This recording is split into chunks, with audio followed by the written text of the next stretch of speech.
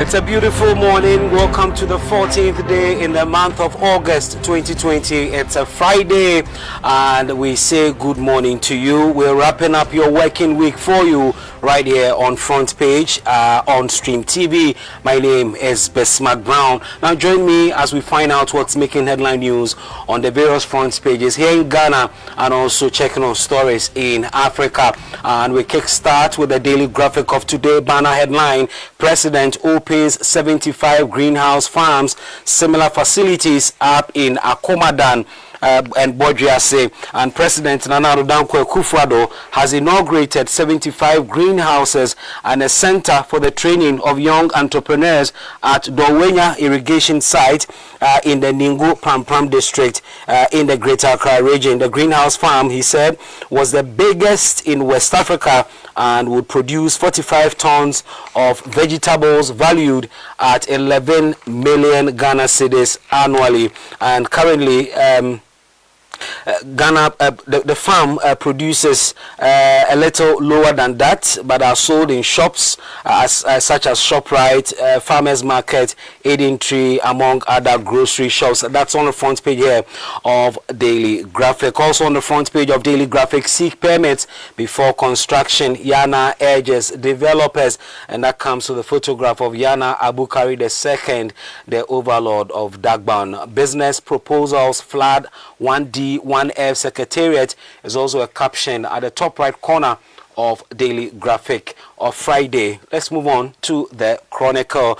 And banner headline story on the front page of the Chronicle today: 30 Ghanaian women in captivity in Iraq. Their passports seized, made to work like robots. And it comes to the photograph of the Foreign Affairs Minister, Madam Shelley Ayokobotwe, as well as Madam Vida Nyamiche, one of the Ghanaian women in Iraq, who are pleading with the government of Ghana to come to their aid. And a group of stranded Ghanaians who traveled to the Gulf state of Kurdistan in Iraq to seek greener pastures are appealing to President Akufo-Addo to come to their aid by flying them back to Ghana before they are imprisoned by the Iraqi government. The Chronicle understands about 30 Ghanaian women who traveled to Iraq for greener pastures are stranded in the Gulf state because their passports have been seized by the Iraqi authorities after they raided the offices of their agents. The women fear they could spend several years in Iraqi jail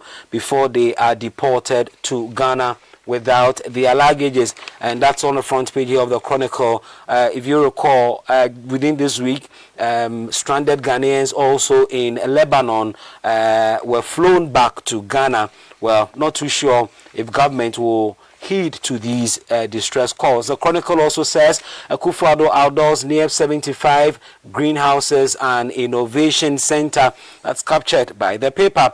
Carlos begs Tema chiefs for forgiveness.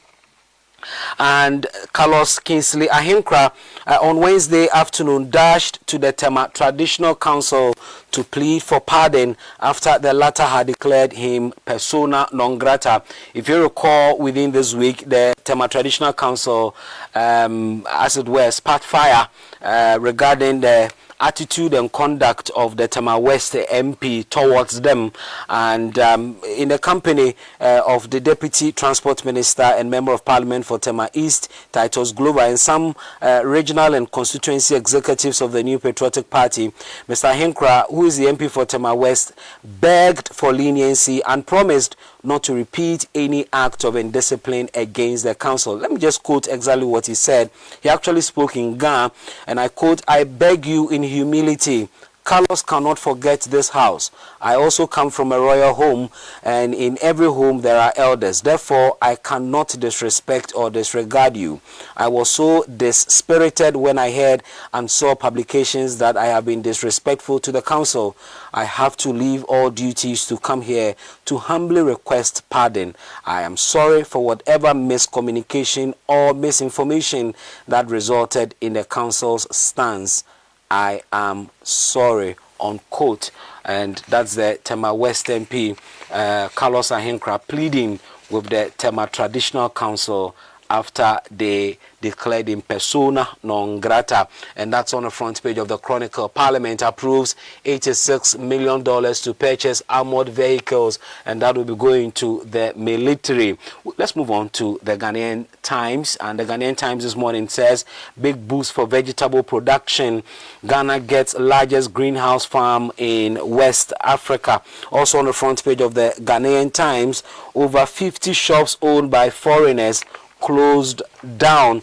And if you visited the Tiptoe Lane area in Kwame Nkrumah Circle, you would have seen this yesterday. More than 50 shops of foreigners, I beg your pardon, of foreign traders at the Tiptoe Lane at the Kwame Nkrumah Circle in Accra were yesterday closed down for operating without the relevant documents. The exercise, which was conducted by the Presidential Committee on Retail Trade under the Ministry of Trade and Industry, followed numerous agitations over concerns that foreigners were engaged in the local retail space contrary to our laws.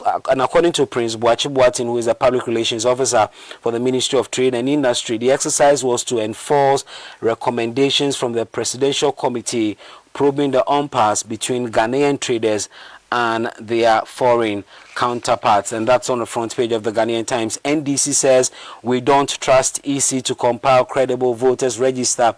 This is interesting, especially when a flag bearer of the NDC has okayed the exercise and has even commended the Electoral Commission for a good job done. And that's on the front page here of the Ghanaian Times. 83 banks suffered 115.5 million cedis fraud in 2019. Now guess what? In all, 83 financial institutions were defrauded of approximately 115.52 million Ghana cedis in 2019 alone. The Bank of Ghana disclosed this in its banking industry fraud report. The central bank also disclosed that many of the reported fraud incidences, particularly the suppression of cash and deposits, as well as the manipulation and forgery of documents, were carried out either by contract or permanent staff of the affected institutions. Approximately 93.7% of total reported fraud cases, which includes suppression of cash and deposits, were committed by staff who are both contractual staff and permanent staff, or other insiders. Staff who suppress cash or deposits were usually frontline staff, particularly tellers, mobile bankers, or sale agents.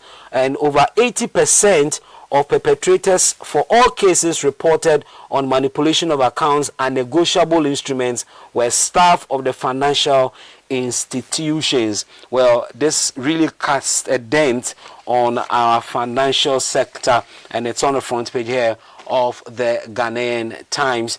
Well, we move on to the Inquisitor, and this morning the Inquisitor says COVID-19 restrictions, we will reopen school at right time, says Education Minister.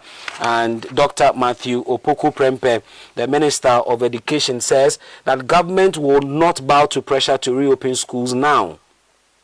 According to Dr. Matthew Opoku Prempeh, moves to open schools will be guided by science and data and nothing else. He said that the lifting of the COVID-19 restrictions on churches and other public places should not and cannot be the yardstick to call for reopening of schools, and that's captured by the Inquisitor. Also on the front page of the Inquisitor, let us be civil, our children are listening, Mahama tells NPP. And former President John Mahama, who is also the flag bearer of the NDC, has assured Ghanaians that he and his running mate, Professor Jenano Pukwajiman, will never engage in politics of insults. And let me quote the former president: my running mate, Professor Nana Jeno Pukwajiman, who I am presenting to you today, has been encouraged by the Osumanche to be strong and courageous in the face of what he feared would be a barrage of insults and attacks on her person, just because she has decided to serve her country at the highest level, help shape its destiny, and ensure shared prosperity for all. Indeed, these unprovoked attacks, insults, and lies have already started. But I can assure you and all Ghanaians that Nana, Jane, and I will never engage in insults and name-calling of our opponents in response. Our children are watching, listening, and copying what we do, and it's important that we continue to serve as good role models to them, unquote. And that's the former President John Mahama speaking and assuring that he and his running mate will be civil in this campaign. Center for Entrepreneurship and Innovation Commission. That's a caption on the front page of the Inquisitor. Daily Guide is our next paper. Let's check out the front page today. Banner headline: You can't trap Mahama with a baby. Actress spills beans. And an Ashanti region-based actress has made mind-blowing revelations about a colleague actress who is trying to trap ex-President Mahama and all of that. I'm sure you've been following this whole controversial matter on social media. No name has been mentioned apart from Papano, and that's on the front page of Daily Guide. Banner headline reports today. Also on the front page of Daily Guide, Rawlings didn't like Amidu as running mate, and that's attributed to former Minister of Local Government and Rural Development Kwame Ahoy, and this revelation is contained in his book Working with Rawlings. Daily Guide also says Senior Minister tours Lavender Hill. On the front page of Daily Guide, President opens largest greenhouse estate, and that's captured by Daily Guide of today. Let's move straight to page 6 of Daily Guide and check out a story over there.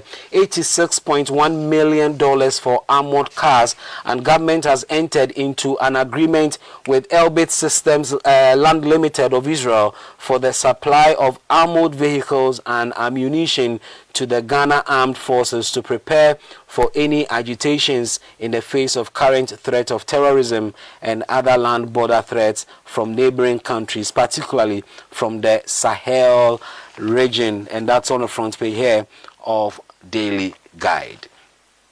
The Daily Dispatch of Friday comes to the banner headline: Apart from Greater Accra, Central and Western regions, NPP likely to win if they stop NDC from getting 30% votes in Ashanti. And that is an analysis coming from the poster Ben F. Singh. The Daily Dispatch also says Rawlings in bed with NPP government than NDC, and that's attributed to Professor Gyampo, and it's on the front page of the Daily Dispatch of today.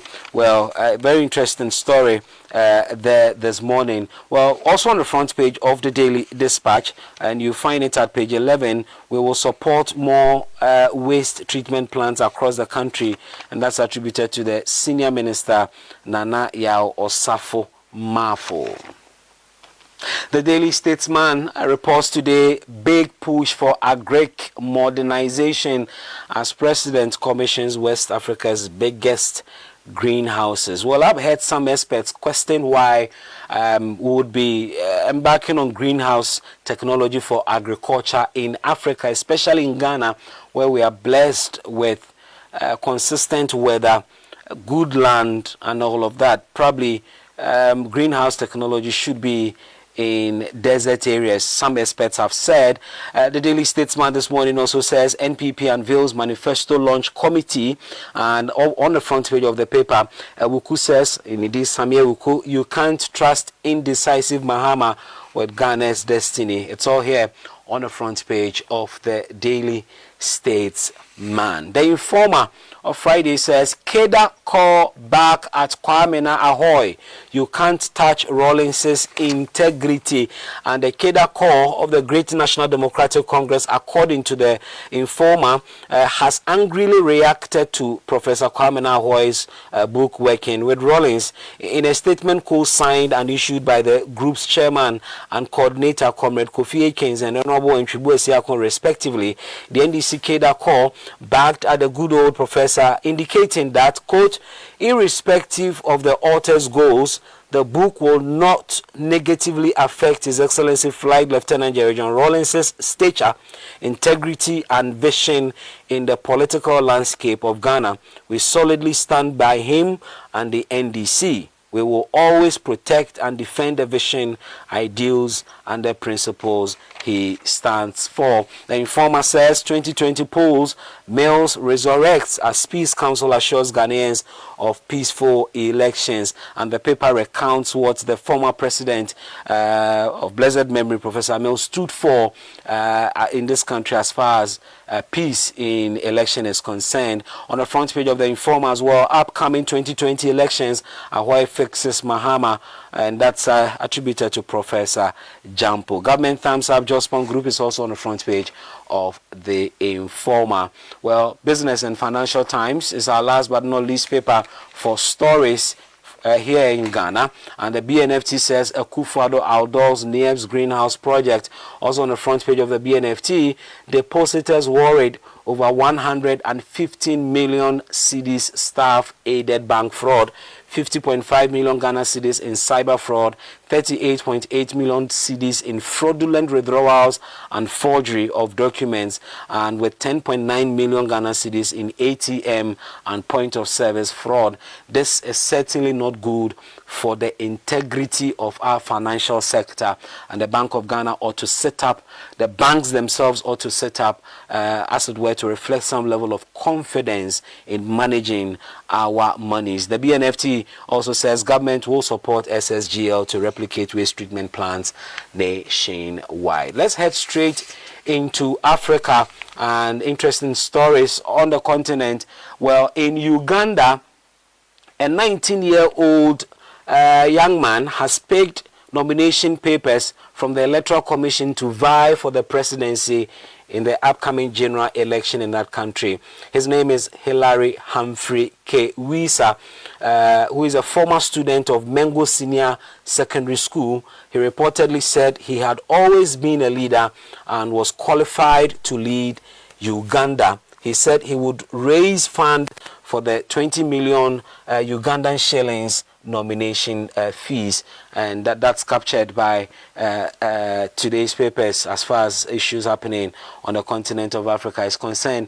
But I plead with AU to pay attention to La Côte d'Ivoire, because the early signs we're seeing in that country does not spell as it were, a peaceful end at all.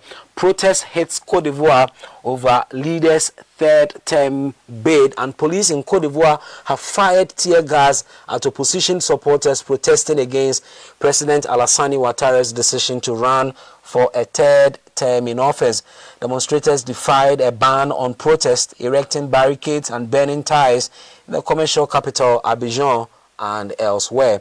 At least 2 people are reported to have been killed during clashes on Wednesday between the opposition and supporters of the governing party. If you recall, last month, the Prime Minister of Côte d'Ivoire, who was billed to be the candidate of the ruling party in La Côte d'Ivoire, died of heart attack. And that left the party with no option than to go for President Alassane Ouattara, who had earlier said that he was not going to contest again. And with the demise of his prime minister, who was the candidate in the October upcoming election, he had to, as it were, put himself up and contest. And this protesters are not happy about. Well, don't forget that before Mr. Ouattara himself came to office, there were a lot of disturbances that led to the arrest of the former president and all of that. We ought to watch La Côte d'Ivoire and pay particular attention to that country. Well, let's go to Nigeria, where an Islamic court has sentenced a rapist to death.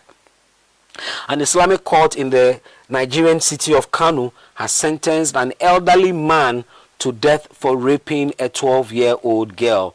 And if you recall, this is the second death penalty handed down by the Islamic court in just a week in the city of Kano.